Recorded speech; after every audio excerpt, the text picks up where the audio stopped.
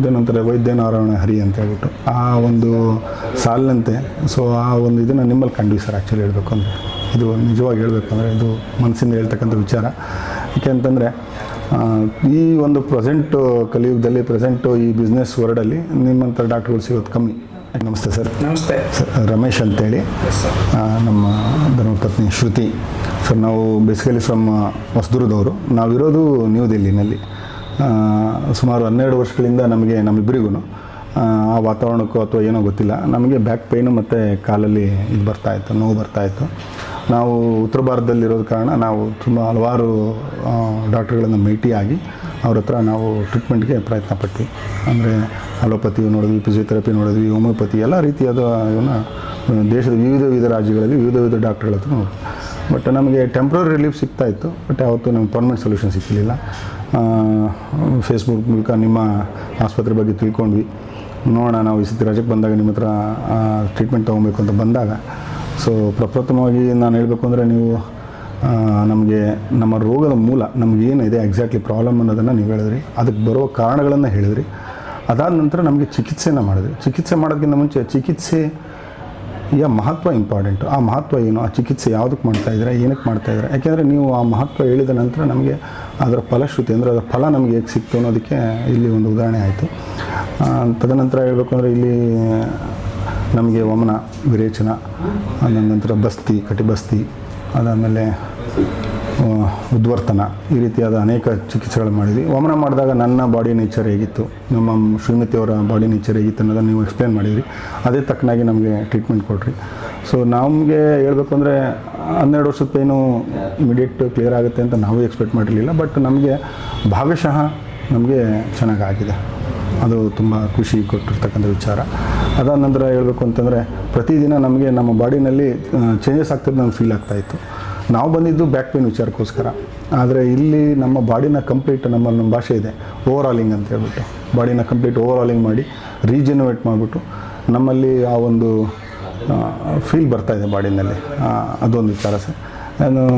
ಅದೇನಂತಾರೆ ವೈದ್ಯ ನಾರಾಯಣ ಹರಿ ಅಂತ ಹೇಳ್ಬಿಟ್ಟು ಆ ಒಂದು ಸಾಲಿನಂತೆ. ಸೊ ಆ ಒಂದು ಇದನ್ನು ನಿಮ್ಮಲ್ಲಿ ಕಂಡ್ವಿ ಸರ್. ಆ್ಯಕ್ಚುಲಿ ಹೇಳಬೇಕು ಅಂದರೆ ಇದು ನಿಜವಾಗಿ ಹೇಳಬೇಕು ಅಂದರೆ ಇದು ಮನಸ್ಸಿಂದ ಹೇಳ್ತಕ್ಕಂಥ ವಿಚಾರ. ಏಕೆ ಅಂತಂದರೆ ಈ ಒಂದು ಪ್ರೆಸೆಂಟು ಕಲಿಯುಗದಲ್ಲಿ ಪ್ರೆಸೆಂಟು ಈ ಬಿಸ್ನೆಸ್ ವರ್ಲ್ಡಲ್ಲಿ ನಿಮ್ಮಂಥ ಡಾಕ್ಟ್ರುಗಳು ಸಿಗೋದು ಕಮ್ಮಿ.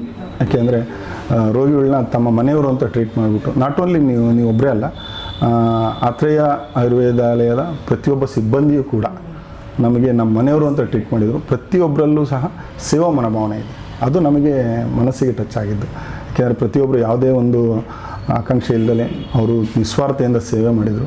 ಅದು ನಮ್ಮಿಬ್ಬರಿಗೂ ಜೀವನ ಪರ್ಯಂತದ ನೆನಪು. ಆ್ಯಕ್ಚುಲಿ ಇನ್ನೊಂದು ಕೊನೆಗೆ ಹೇಳಬೇಕು ಅಂತಂದರೆ, ನಾವು ಹಿಂದೂ ಧರ್ಮದಲ್ಲಿ ಹುಟ್ಟಿ ಅಥವಾ ನಮ್ಮ ಭಾರತ ದೇಶದಲ್ಲಿ ಹುಟ್ಟಿ ನಾವೆಷ್ಟು ಪುಣ್ಯವಂತರು. ಇಂಥ ಒಂದು ಚಿಕಿತ್ಸೆ ನಮ್ಮ ಕರ್ನಾಟಕದಲ್ಲಿ ನಮ್ಮ ಮನೆ ಹತ್ರ ಇದೆ, ನಮಗೆ ಸಿಗ್ತಾ ಇದೆ ಅನ್ನೋದು ನಮ್ಮ ಒಂದು ಪುಣ್ಯ ಅಂತ ನಾವು ಹೇಳಲಿಕ್ಕೆ ಇಷ್ಟಪಡ್ತೀವಿ.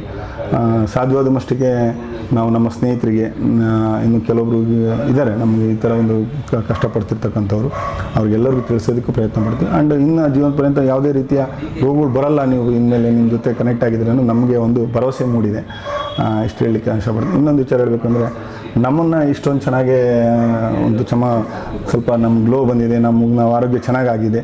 ಸೊ ಅದೇ ರೀತಿ ಆತ್ರೇಯ ಆಯುರ್ವೇದಾಲಯ ಕೂಡ ಚೆನ್ನಾಗಾಗಬೇಕು. ಇನ್ನು ಹೆಚ್ಚಿನ ನೂರಾರು ಸಾವಿರಾರು ರೋಗಿಗಳಿಗೆ ಚಿಕಿತ್ಸೆ ನೀಡಿ ತುಂಬ ಚೆನ್ನಾಗಾಗಬೇಕು ಅನ್ನೋದನ್ನು ನಮ್ಮ ಇಬ್ಬರ ಕಡೆಯಿಂದ ನಮ್ಮ ವಿಶ್ವಾಸ ಸರ್. ಧನ್ಯವಾದಗಳು sir. Thank you sir. Thank you.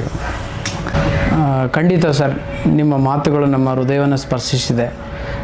ನಮ್ಮ ಜವಾಬ್ದಾರಿಯನ್ನು ಇನ್ನೂ ಹೆಚ್ಚಿಗೆ ಮಾಡಿದೆ. ನೀವು ಮಾತಾಡುವಾಗ ಖಂಡಿತ ನನಗೆ ಒಂದು ದೇವರ ಪ್ರೇರಣೆ ಏನು ಅಂತಂದರೆ, ಇದು ನಂದಲ್ಲ, ಆ ದೇವರು ಕೊಟ್ಟಿರ್ತಕ್ಕಂಥ ಒಂದು ಅದ್ಭುತವಾದ ಒಂದು ಕಾಣಿಕೆ ಮತ್ತು ಕೊಡುಗೆ. ನಮ್ಮಿಂದ ಅವನು ಮಾಡಿಸ್ತಿರೋದಷ್ಟೇ, ಇದು ನಾವು ಮಾಡ್ತಿರೋದಲ್ಲ. ಜೊತೆಗೆ ನೀವು ಮಾತಾಡುವಾಗ ನನ್ನ ರೋಮಕೂಪುಗಳು ಹ್ಯಾರಿಪ್ಯುಲೇಷನ್ ಅಂತಾರಲ್ಲ, ಆ ಫೀಲಿಂಗ್ ಬಂತು ನನಗೆ. ಆ ಫೀಲಿಂಗ್ ಬಂತು. ಖಂಡಿತ ನಾವು ಮಾಡ್ತಕ್ಕಂಥ ಸೇವೆ ಆ ದೇವ್ರಿಗೆ ಮುಟ್ಟಿದೆ ಅಂತೇಳಿ ನಾನು ಭಾವಿಸ್ತೇನೆ. ಸೊ ಇನ್ನೂ ಮಾತಾಡೋಕ್ಕೆ ಏನೂ ಇಲ್ಲ. ನಿಮ್ಮ ಮಾತುಗಳೇ ನನಗೆ ಭಾಳಷ್ಟು ಆನಂದವನ್ನು ಕೊಡೋದ್ರ ಜೊತೆಗೆ ನಮ್ಮ ಜವಾಬ್ದಾರಿನ ಹೆಚ್ಚಿಗೆ ಮಾಡೋದ್ರ ಜೊತೆಗೆ ನಿಮ್ಮ ಮೇಲಿಗೆ ಪ್ರೀತಿ, ಆಯುರ್ವೇದ ಮೇಲೆ ಪ್ರೀತಿ ಇನ್ನೂ ಇಮ್ಮಡಿಗೊಂಡಿತು ನನಗೆ. ಸೊ ಇನ್ನೂ ಹೆಚ್ಚಿನ ಒಳ್ಳೊಳ್ಳೆ ಚಿಕಿತ್ಸೆಗಳನ್ನು ಮತ್ತು ಆರೋಗ್ಯ ನೀಡುವ ನಿಟ್ಟಿನಲ್ಲಿ ಇನ್ನೂ ದೊಡ್ಡ ಮಟ್ಟದಲ್ಲಿ ನಾವು ಪ್ರಯತ್ನ ಮಾಡ್ತೇವೆ. ಇನ್ನೂ ಫೆಸಿಲಿಟೀಸನ್ನ ಉತ್ತಮವಾಗಿ ಕೊಡೋಕ್ಕೆ ನಾವು ಸದಾ ಯೋಚನೆ ಮಾಡಿ ಅದನ್ನು ಅಪ್ಗ್ರೇಡ್ ಮಾಡ್ತೇವೆ. ನಿಮ್ಮಂಥರಿಗೆ ಮುಂದಿನ ದಿನಗಳಲ್ಲಿ ಇನ್ನೂ ಖುಷಿ ಆಗಬೇಕು, ಬಂದರೆ ಒಂದು ಪಾಸಿಟಿವ್ ವೈಬ್ಸ್ ಬರಬೇಕು, ಅಂತಹ ಒಂದು ವಾತಾವರಣ ನಿರ್ಮಿಸ್ತೇವೆ ಅಂತ ನೀವು ಮಾತು ಕೊಡ್ತಾ ನನ್ನ ಮಾತು ಮುಗಿಸ್ತೀನಿ. Thank you ma'am.